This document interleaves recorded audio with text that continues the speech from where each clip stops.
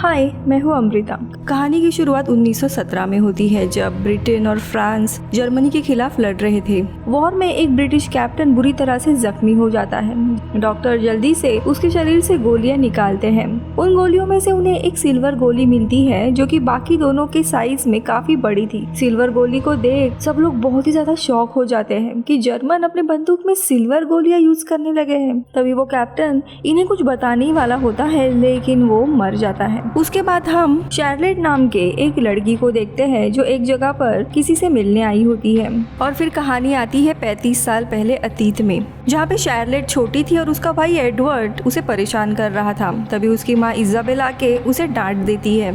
इसी दरम्यान हमें बताया जाता है कि इनके पिता साइमस एक माफिया थे इस टाउन के, जो दूसरों की जमीन पर कब्जा कर रहे थे। इसी टाउन में एक दिन रोमा कबीले के लोग रहने आते हैं। इसमें से एक लेडी एक आदमी को कुछ सिल्वर के कॉइन्स देती है और कहती है कि वो उन्हें पिघलाकर इंसान के एक जबड़े का शेप बनाए। यहाँ पे वो आदमी सिल्वर को पिघलाकर एक जबड़ा यानी जौ में फिट करके उसे बना देता है। फिर हम देखते हैं कि वो औरत उस जौ पर कुछ रिचुअल परफॉर्म करती है। वही दूसरी तरफ एडवर्ड और शार्लेट चुपके से अपने पिता और टाउन के लोगों की बातें सुनने लगते हैं, कि जिसमें रोमा कबीले की बात चल रही होती है, जहाँ पे एक आदमी साइमस को कहता है जो भी लोग आए हैं वो इस जमीन को अपना बता रहे हैं।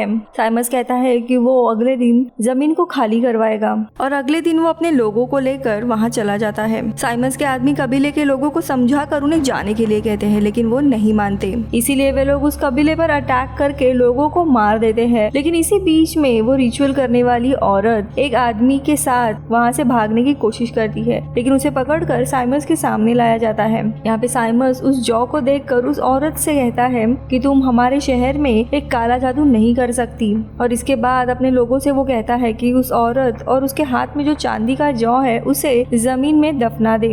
अब उसके साथ वाले आदमी के हाथ पैर काट कर उसे उसी जगह पे लकड़ी के सहारे लटका देते हैं और उस औरत को जमीन में दफना दिया जाता है। लेकिन ऐसा करते हुए भी वो रिचुअल परफॉर्म करने लगती है। अब यहाँ पे रात में शार्लेट को उसी जगह का सपना आता है, जिसमें वो उस औरत को जमीन से निकालने लगती है। तभी वो लटका हुआ जो आदमी रहता है वो अचानक से डीमन की तरह हो जाता है और शार्लेट डर के उठ जाती है। वही दूसरी तरफ टाउन में हम जॉन नाम के एक आदमी को देखते, जो पैथोलॉजिस्ट होता है और वो उन्हीं कबीले के लोगों को ढूंढने के लिए आया था। और तभी एल्फर्ड नाम का टाउन का पुलिस उससे पूछने लगता है कि वो कितने दिन यहाँ पे रहेगा। तभी दूसरी जगह पे हम एडवर्ड को देखते हैं। उसे भी शार्लेट की तरह डरावने सपने आ रहे थे। खेलते खेलते उसी जगह पर पहुंच जाता है और वहाँ की जमीन खोदने लगता है और फिर वो उसी जौ को बाहर निकालता है। तभी वहाँ पे उसी औरत की आत्मा आकर उसे डराने लगती है और एडवर्ड अचानक से अपने नींद से उठता है कि चीखने की वजह से उसकी माँ और बहन वहाँ पे आ जाती है और उसे लेकर अंदर चली जाती है।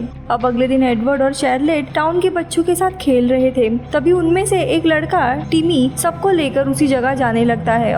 एडवर्ड वहाँ पे जाने से मना करता है, लेकिन कोई भी उसकी बात नहीं मानता। फिर टिमी सबसे पूछता है कि किस किस को जौ के सपने आए थे। इस पर सारे बच्चे हाँ कहते हैं, यानी इन सबको वो चांदी वाले जौ के सपने आए थे। इसके बाद टिमी उसी जगह पे खोदता है और वो सिल्वर का जौ निकाल कर अचानक से अपने मुंह में लगा लेता है, जिसके कारण वो बहुत ही अजीब बर्ताव करने लगता है और एडवर्ड को गले में काट देता है। ये देख सारे बच्चे डर कर भाग जाते हैं। शार्लेट घर पे आके कहती है कि एडवर्ड को चोट लगी है और वो बेहोश हुआ है। अब थोड़े समय के बाद साइमस एडवर्ड को घर लेके आता है। थोड़े समय के बाद डॉक्टर चेक करते हैं और उन्हें बताते हैं कि इसे किसी जंगली जानवर ने काटा है। यहाँ पे शार्लेट डरने के कारण किसी को कुछ भी नहीं बताती। अब रात में शार्लेट को वापस वही सपना आता है, लेकिन इस बार वो आदमी शार्लेट को पकड़ लेता है और डर के उसकी आंख खुल जाती है। तभी उसे एडवर्ड की चीखने की आवाजें आने लगती है। वो उसके कमरे में जाती है और देख के काफी डर जाती है, क्योंकि एडवर्ड का शरीर अजीब से टेंटिकल से कवर अप था। इस वजह से वो जोर जोर से चीख कर कमरे से बाहर आती है। इसके कारण उसके पेरेंट्स भी जग जाते हैं, लेकिन जब वो एडवर्ड के कमरे में आते हैं तब वो वहाँ पे नहीं होता। इसके कारण साइमस अपने लोगों के साथ जंगल में उसे ढूंढने लगता है। एक दिन के बाद भी एडवर्ड उन्हें कहीं पे भी नहीं मिलता, जिसके कारण वो परेशान होते हैं। वही दूसरी तरफ पुलिस ऑफिसर एल्फर्ड जॉन को जाके बताता है कि साइमस का बेटा गायब हुआ है और जरूर ये कबीले वालों से कनेक्टेड है। तो वहाँ दूसरी जगह पे शार्लेट अपने मेड एना के साथ चर्च में जाती है। तभी वहाँ पे उसे टिमी दिखाई देता है और वो उसे एडवर्ड के बारे में पूछने लगती है, लेकिन यहाँ पे टिमी को कुछ भी याद नहीं था कि उसी ने उसके गले पे काटा था, क्योंकि जब उसे होश होश आया था तब वो खुद वहाँ पे पड़ा हुआ था। शार्लेट उसे सारा किस्सा बताती है। तभी टिमी उसे चर्च की एक बुक पढ़कर बताता है कि एक दिन जूडिस को जीसस को धोखा देने के बदले में कुछ सिल्वर कॉइन्स मिले थे। यहाँ पे टिमी समझ जाता है कि जो जॉ बना हुआ था वो उन्हीं सिल्वर कॉइन से बना हुआ था। अब चर्च से बाहर आने के बाद टिमी को एडवर्ड दिखाई देता है जो उसका पीछा करने लगता है। अब घने जंगल में जाने के बाद एडवर्ड अचानक से गायब हो जाता है। टिमी उसे ढूंढ ही रहा था तभी एक क्रीचर उसके ऊपर हमला करने लगता है। टिमी डरते हुए एक जगह पे छुपता है, लेकिन वहाँ पे भी वो क्रीचर आकर उस पर अटैक कर उसे मार देता है। इधर एल्फर्ड और जॉन साइमस के घर आते हैं और एडवर्ड के बारे में पूछने लगते हैं। फिर साइमस उन्हें टिमी का शव दिखाता है जंगल के पास, जिसे क्रीचर ने बुरी तरीके से खा लिया था। उन्हें लगता है जंगल के किसी जानवर ने उसके ऊपर अटैक किया है। अब अगले दिन जॉन अपनी इन्वेस्टिगेशन शुरू करता है। यहाँ पे साइमस कबीले के लोगों की सारी सच्चाई बता देता है। इसके बाद वो एडवर्ड के कमरे और बाकी घर को चेक करता है, जहाँ पे उसे दरवाजे पर खून के कुछ निशान मिलते हैं, जिसे वो अपने इन्वेस्टिगेशन के लिए कलेक्ट करता है। अब यहाँ पे रात में जॉन को भी वैसे ही अजीब अजीब डरावने सपने आने लगते हैं। वो औरत जमीन से बाहर निकलने की कोशिश कर उसे वो जॉ देने की कोशिश कर रही है, लेकिन उसी समय उसकी पत्नी और बेटी आ जाती है और अचानक से वो लटका हुआ आदमी उनके पीछे आकर उन्हें पकड़ लेता है, जिससे जॉन काफी डर जाता है। अब रात में जॉन दरवाजे पे लगे हुए खून की इन्वेस्टिगेशन कर रहा था, लेकिन वो काफी कंफ्यूज होता है क्योंकि ये खून इंसान का नहीं था। इसके बाद वो अपना खून लेकर उस सैंपल में डालता है। तभी हम देखते हैं कि सैंपल वाले ब्लड के सेल ने जॉन के ब्लड सेल को खाना शुरू कर दिया था, यानी कि एक अलग तरह का म्यूटेशन हो रहा था। इसी बीच में जॉन को बाहर कुछ आहट सुनाई देती है, जहाँ पे उसे काफी डरावना क्रीचर दिखाई देता है, लेकिन जब तक वो उसे बाहर देखने जाता तब तक वो क्रीचर जा चुका था। इसके बाद रात में साइमस एक मीटिंग रखता है और सबके सामने क्रीचर की बात बताता है। जॉन सभी को अपने घर ठीक से लॉक करने के लिए कहता है। वहीं दूसरी तरफ टाउन के 3 लोग किसी काम से अपने खेत की तरफ जाने लगते हैं। तभी वहाँ पे वो क्रीचर आकर उन 2 आदमियों को पहले मारता है और तीसरी लड़की होती है उसे भी मारकर काफी जख्मी करता है, लेकिन वो लड़की कैसे तैसे बचकर टाउन में वापस आकर लोगों को उसके बारे में बताने लगती है। जिसके बाद वे लोग खेत में आकर चेक करने लगते हैं, लेकिन उन्हें वहाँ पे उन 2 आदमियों की लाशें नहीं मिलती।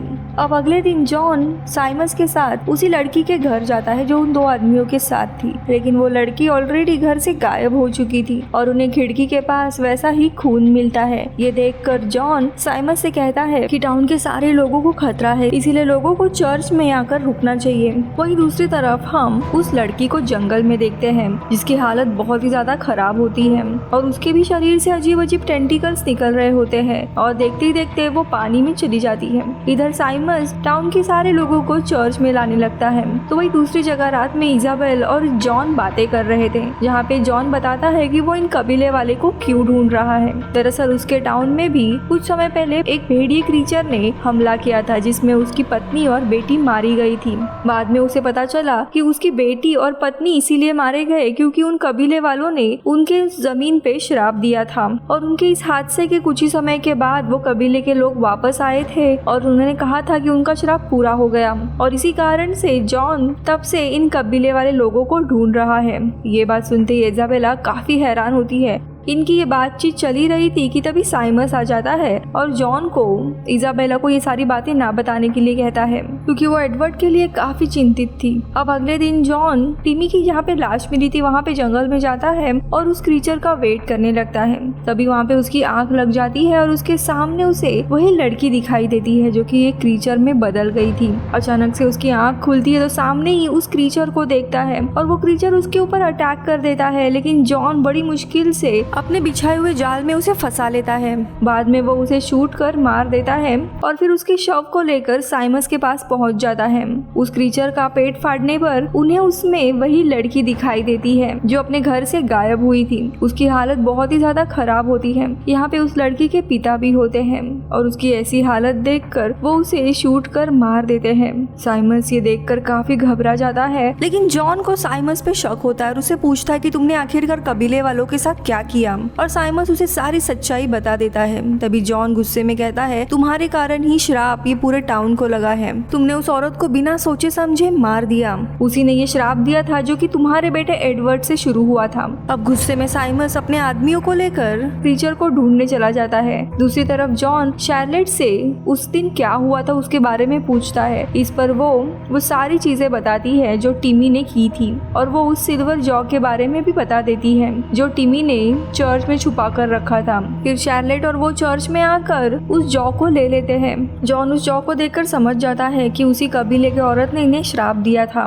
कि जो भी इस जॉ के थ्रू सबसे पहले किसी को काटेगा वो क्रीचर में बदल जाएगा। अब जॉन को पता चल गया था कि इस श्राप को मिटाने का एक ही तरीका है जो कि जॉ में ही है। तो वही दूसरी तरफ हम मेड को देखते हैं, वो बाहर अपने कपड़े लेने के लिए जाती है। तभी वहाँ पे वो क्रीचर आ जाता है और उसे काट कर बुरी तरीके से घायल कर देता है। लेकिन वो मेड घर के सारे लोगों से बात छुपा के रखती है। यहाँ पे जॉन उस सिल्वर जॉ को पिघलाकर उनकी बुलेट बनवा लेता है और ऐसी ही बुलेट्स हमने मूवी के स्टार्टिंग में देखी थी जो कि उस कैप्टन को लगी थी। यहाँ पे रात में साइमस वापस आ जाता है क्योंकि उसे वो क्रीचर नहीं मिला था। अब जॉन साइमस के घर आता है और बाहर कुछ मशालों को लगा देता है और खुद गन लेकर घर के ऊपर बैठ जाता है। तभी उसकी नजर बाहर लगे हुए कपड़ों पर जाती है जिन पर खून लगा हुआ था। वो तुरंत साइमस से पूछने जाता है लेकिन दोनों में भी बहस होने लगती है। इधर साइमस को मेड के कमरे में कुछ आवाजें आने लगती है। इसके बाद वो गन लेकर वहाँ पे देखने जाता है। उसके रूम में उसे कोई भी नहीं दिखाई देता। लेकिन जब वो पीछे मुड़ता है तो वो मेड जो कि क्रीचर बन चुकी थी उसके ऊपर हमला करती है। इसी बीच में उसके हाथ से कैंडल गिर जाती है जिसके कारण कमरे में आग लगने लगती है। तभी ऊपर के कमरे से साइमस उस क्रीचर को शूट कर देता है। गोली की आवाज सुन जॉन ऊपर चला जाता है लेकिन आग के कारण उसे कुछ भी समझ नहीं आता। वो नीचे आता है तभी इजाबेल उसे बताती है कि साइमस अभी जंगल की तरफ गया है। अब जॉन इजाबेल को कहता है कि वो शार्लेट को लेकर जल्दी से चर्च में चली जाए और वो खुद साइमस को ढूंढने के लिए चला जाता है। तो वही जॉन साइमस के पीछे एक जगह पे जाता है जहाँ पे उसने खुद के ऊपर केरोसिन डाला हुआ था क्योंकि वो क्रीचर के हमले के कारण इन्फेक्टेड हो गया था और वो जानता था कि वो भी अभी क्रीचर में बदल जाएगा। वो जॉन से कहता है मैंने एनेस यानी उस मेड को गोली मार दी है क्योंकि वो एक क्रीचर में बदल गई थी और उसने मुझे काट दिया है। इसके बाद वो खुद को आग लगा देता है। तो वही दूसरी तरफ इजाबेल को सीढ़ियों पर एक क्रीचर आता हुआ दिखाई देता है जिसे देखकर वो एक कमरे में छुप जाती है। दोनों उसे किसी तरह बचते हुए घर से बाहर आ जाती है जहाँ पे उन्हें जॉन भी मिल जाता है। वो उन्हें लेकर चर्च की तरफ जाता है लेकिन रास्ते में जाते हुए एक क्रीचर उनके पीछे लगता है। जॉन उस क्रीचर को मारने के लिए आगे बढ़ता है लेकिन तभी क्रीचर अचानक से वहाँ से भाग जाता है। इसके बाद जल्दी से ये तीनों भी चर्च के अंदर चले जाते हैं। यहाँ आकर वो सबसे कहते हैं कि साइमस अब नहीं रहा। एक आदमी उससे बहस करने लगता है कि जॉन अभी तक जिंदा कैसे है, शायद वो भी क्रीचर में बदल रहा है। तब वो बताता है कि उसके पास सिल्वर बुलेट है जिसके कारण वो क्रीचर डरते हैं। वो आगे कहता है कि हमें सुबह होने का इंतजार करना होगा और तब तक यहाँ पे आर्मी भी आ जाएगी। यहाँ पे इजाबेल जो शॉक में थी वो उससे पूछती कि साइमस के साथ क्या हुआ और वो उसे सारी सच्चाई बता देता है। अब यहाँ पे सबके सोने के बाद इजाबेल ईश्वर से प्रार्थना करने लगती है कि तभी उसे कुछ आवाजें आने लगती है। दरवाजे के पास देखने पर उसे पता चलता है कि वो एडवर्ड है। इसी वजह से वो काफी इमोशनल होकर दरवाजे को खोल देती है। दरवाजा खुल जाने की वजह से वो क्रीचर अंदर आ जाता है और सबको मारने लगता है। यहाँ पे जॉन गन को लोड करता है तभी अचानक से इजाबेल क्रीचर के सामने आकर खड़ी हो जाती है और एडवर्ड को आवाज लगाने लगती है। जॉन इजाबेल को रोकने की कोशिश करता है लेकिन वो नहीं सुनती। तभी क्रीचर उसके ऊपर अटैक कर देता है। अब जॉन मजबूरी में आकर उसे शूट कर देता है और वो बुलेट इजाबेल से होते हुए उस क्रीचर को लग जाती है। अब एडवर्ड अपने इंसानी रूप में वापस आ जाता है। यहाँ पे इजाबेल एडवर्ड को गले लगाकर मारी जाती है लेकिन यहाँ पे एडवर्ड ठीक होता है। इसी सीन के साथ हम देखते हैं कि जो कैप्टन मूवी के शुरुआत में दिखाया गया था वो एडवर्ड ही था जो कि आगे चलकर आर्मी में शामिल हो गया था। मूवी के एंड में शार्लेट जॉन को बाकी 3 सिल्वर बुलेट देती है। अब हम प्रेजेंट में देखते हैं यानी जब एडवर्ड एज आर्मी का कैप्टन मारा जाता है उसके बाद शार्लेट जॉन से मिलने आती है। यहाँ पे जॉन अब बुजुर्ग हो गया था। शार्लेट यहाँ पे एडवर्ड की वही बुलेट देने आई थी जिसकी वजह से उसकी मौत हो गई थी। दरअसल उस श्राप के कारण एडवर्ड कभी भी ठीक नहीं हो सकता था लेकिन वो बुलेट उसके शरीर में थी और इसी के कारण वो श्राप उसके ऊपर हावी नहीं हो पाया और वो वापस इंसान बन गया था। लेकिन जैसे ही उसके शरीर से बुलेट निकाल दी गई थी आर्मी के बेस कैंप में, वो मारा जाता है और वो बुलेट शार्लेट को मिलती है और वो जॉन को वापस करती है और इसी के साथ ये मूवी खत्म होती है। Bye bye.